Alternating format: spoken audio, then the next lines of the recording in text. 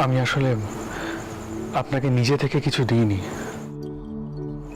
এই সামান্য উপহারটুকু নিন। এ আপনার যোগ্য উপহার নয়।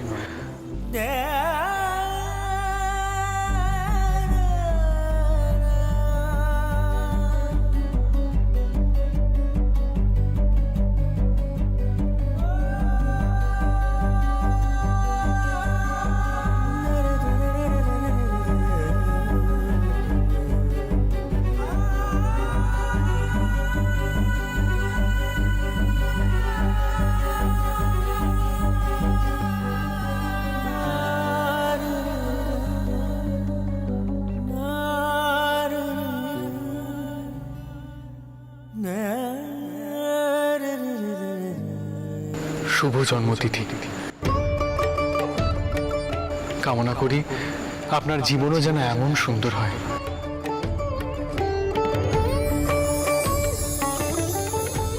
চাপা ফুল? আপনি কি করে জানলেন আমার প্রিয় ফুল চাপা? সকাল সকাল উঠে আপনি আমার জন্য ফুল নিয়ে এলেন, এত সৌভাগ্য আমার।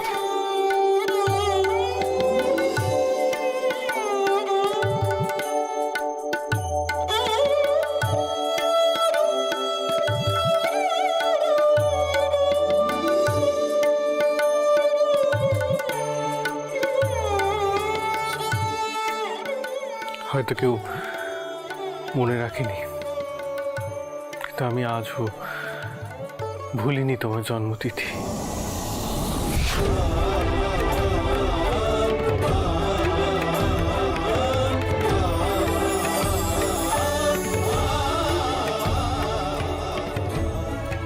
সকাল থেকে নানান জায়গায় ঘুরেছি, তবুও যেতে পারিনি ভিট পুজোর জায়গায়।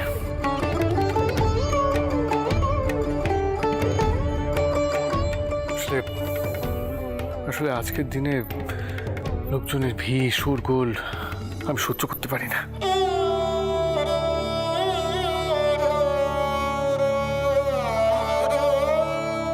দেখতে দেখতে কতগুলো বছর কেটে গেল, ভোপালটাও কত বড় হয়ে গেল।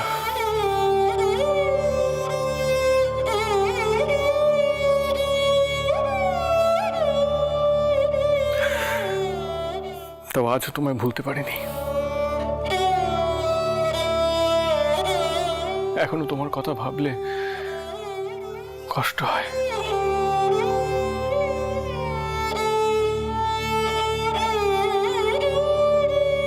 মনটা মুচড়ে যায়।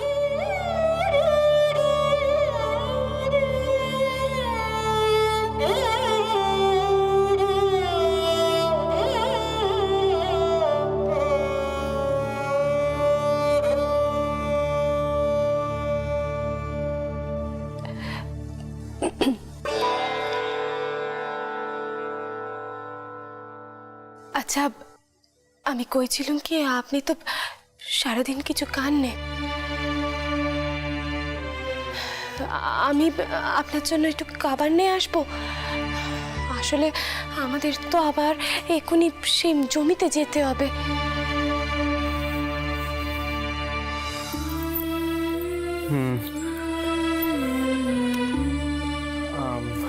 আমার মাথাটা খুব ধরেছে, বুঝলে?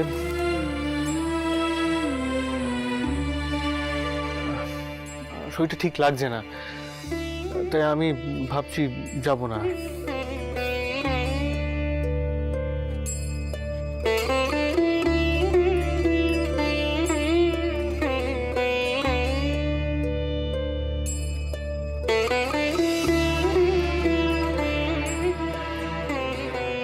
না না, ওভাবে আবার কি দেখছো তুমি? তুমি নিশ্চয়ই চিন্তা করছো না আমার শরীরে কিছু হয়নি, ঠিক হয়ে যাবে।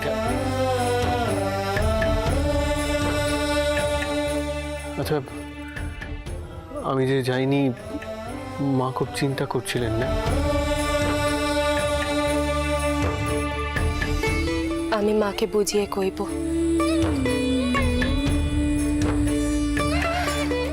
মাকে কইব আজ সেজ দিদির জন্মতিথি বলে আপনার পক্ষে সেখানে যাওয়া সম্ভব নয়।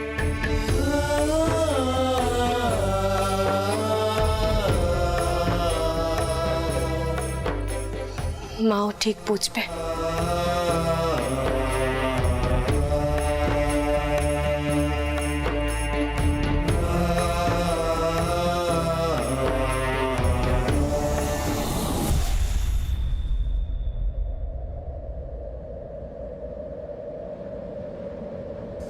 অমন করে মাথা নিচু করে থাকবেন না। সে স্থিতির পরম সৌভাগ্য যে সে আপনার মতো একজন কাউকে পেয়েছিল।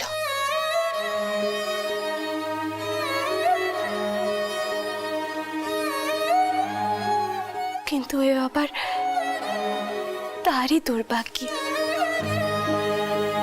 যে সেই সুখ তার কপালে বেশি দিন সইল না।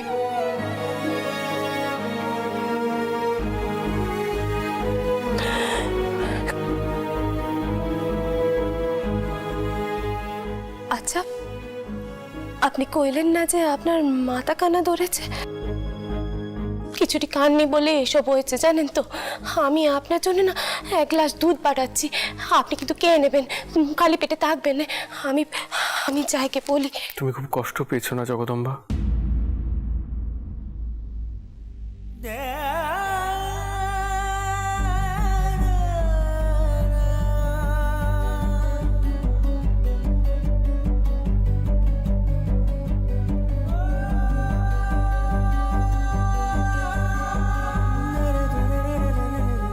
হয়তো একটু পেয়েছি,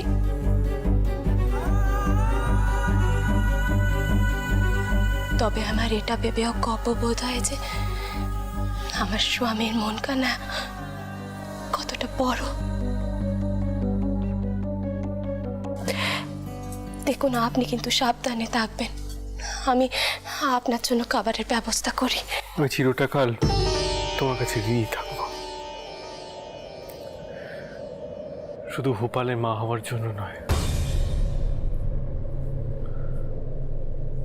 তুমি আমায় বুঝেছ, কোনোদিন ভুল বুঝোনি তুমি।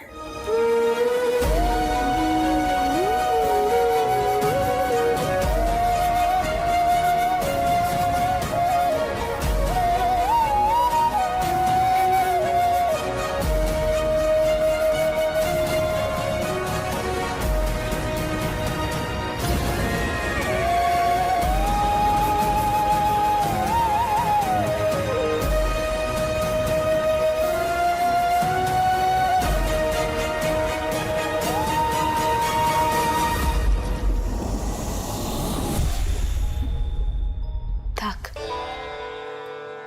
এই বয়সে আমার প্রশংসা করে মন বোলাতে হবে না।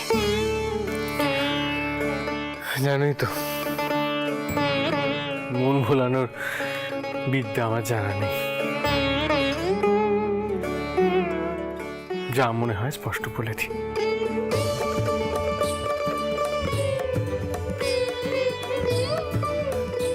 আচ্ছা শোনো, ভূপালকে বলো সে যেন সজাগ থাকে। আজ যে সেখানে পুজো হচ্ছে তা কিন্তু ব্রাহ্মণরা জানে না তা নয়, বা তারা জেনেও চুপ করে আছে, এটা কিন্তু ভাবলে ভুল হবে।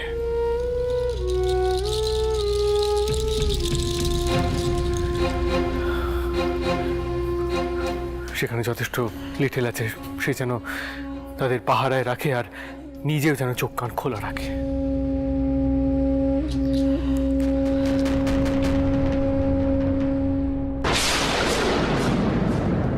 তবে আপনি মানবেন তো যে ভূপাল তার বাপের মতোই হয়েছে, তার বাপের মতোই ক্যাম্পটা রাখে। আপনি যেখানে অপ্রস্তুত থাকবেন সেখানে সামাল দিতে একমাত্র ভূপালই পারবে। ভূপালের সামনে আপনি না এসব কথা কইতে পারেন না, কিন্তু ওর আড়ালেতে কথা স্বীকার করতেই পারেন। হ্যাঁ, আমি এ কথাখানা স্বীকার করি। ভূপাল তার পাপের মতনই হয়েছে। আগু পিছু না চিন্তা করে একেবারে বিপদের মুখে ঝাঁপিয়ে পড়ে। সেই জন্যই তো বড় ভয় করে, জানো, বড্ড ভয় করে।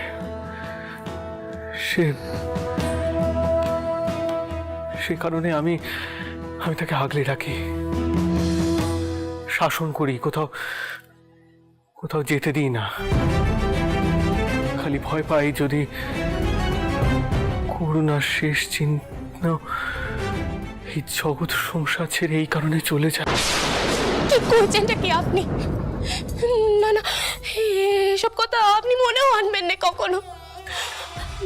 ভূপালে আমার পরমাণু লাগুক, ও যেন কোনোদিন কিচ্ছু না হয়, ও দীর্ঘজীবী হোক। হে মা অন্নপূর্ণা, রক্ষে করো, রক্ষে করো মা, রক্ষে করো। চটকুকি, এই চটকুকি, কোথায় গেলি? আয় এবার, দেরি হয়ে যাচ্ছে তো। যা, বড়দিদি ডাকছে, আর দেরি করো না। আসি।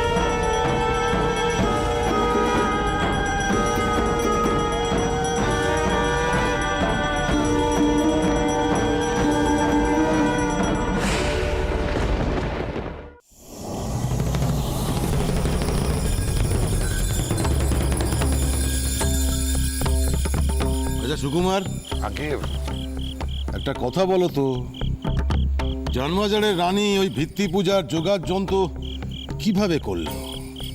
কে করলো ওই বাড়ির পুজো? তোমরা এ বিষয়টা একদম দেখলে না? আগে আগে তর্কালঙ্কা মশাই, আপনি বলে দিন শাস্ত্রী মশাই। হ্যাঁ বলছি সুকুমার। শাস্ত্রী মশাই, ওই জানবাজারের রানীমার মাসোহারায় বেশ কিছু ব্রাহ্মণ ঘর প্রতিপালিত হয়। তারাই লুকিয়ে লুকিয়ে ওই জানবাজারের বাড়িতে যান। সুকুমার, অর্থাৎ তোমরা জানো অথচ কোনো পদক্ষেপ নাওনি। মার্জনা করবেন শাস্ত্রী মশাই। আমাদেরও তো জানবার প্রয়োজন আছে ওই বাড়িতে কি সিদ্ধান্ত হচ্ছে না হচ্ছে। এই যে ভেদ পুজো, সন্ধ্যা আরতি, এসব তো জানতেই পারতাম না। ভেতরে ভেতরে ওই রানী মাঝে কত কিছু করে নিতে পারেন তার কোনো ধারণাই নেই আপনার। একবার জানেন, আপনার জ্ঞাতার্থে জানাই, যে কোনো একটি বিশেষ কারণে ব্রাহ্মণ দল ওই বাড়ি পরিত্যাগ করেছিল। তখন কড়া নজর রেখেছিলাম আমরা, কিন্তু ওই রানীমা কি দুঃসাহস তার, বারাণসী থেকে ব্রাহ্মণ দল নিয়ে এসে পূজা সমাপ্ত করলেন।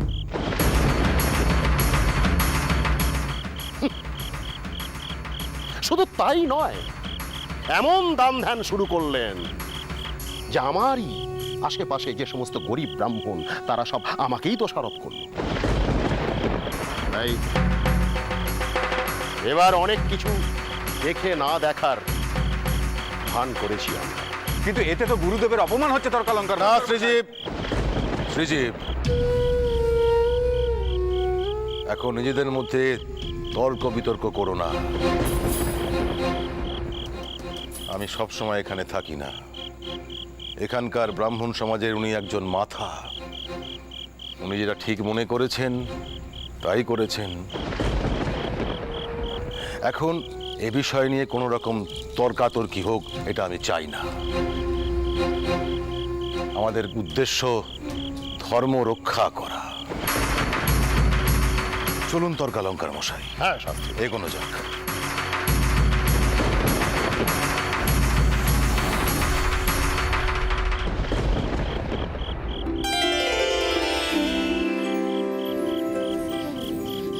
দিদমা বলি কি, বেশি আড়ম্বর করবে না বলে তো কীর্তন দল আনলে না, তাহলে তুমি একটু নাম গান করো, পুজোটা ঠিকভাবে সম্পন্ন হোক।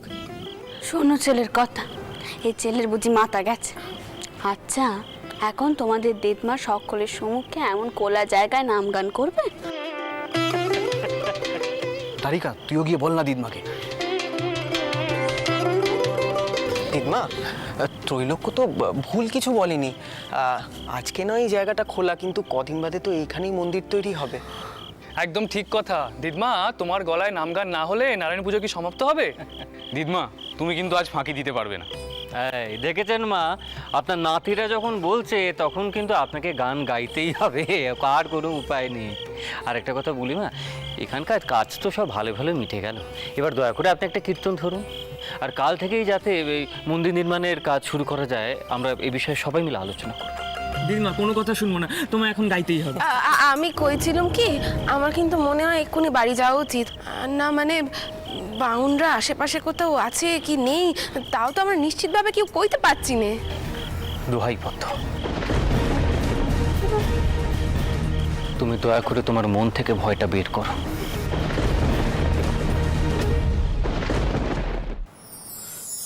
মা, আপনি বসুন। তোমরা যে কি করনি!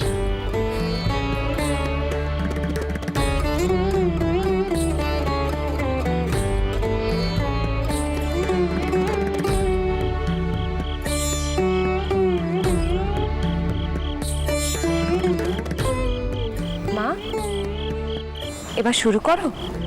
দাঁড়াও চটকুকি, দাঁড়াও, একটু সবুর করো। জয় রঘুবীর, জয় রঘুবীর।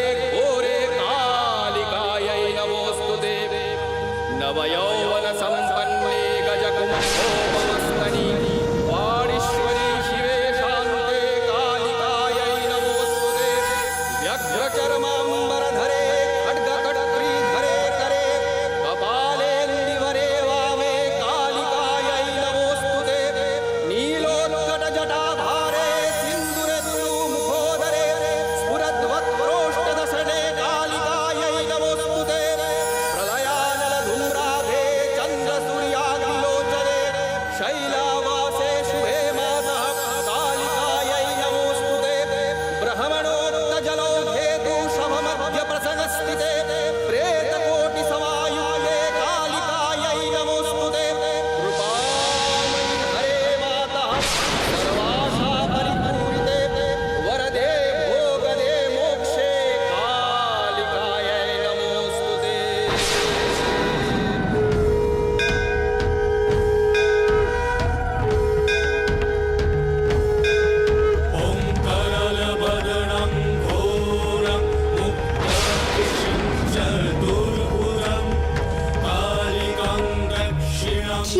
গা।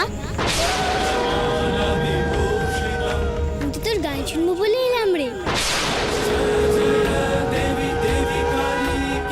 শেষ পর্যন্ত তুই একখানে জমি খুঁজে পেলি তো?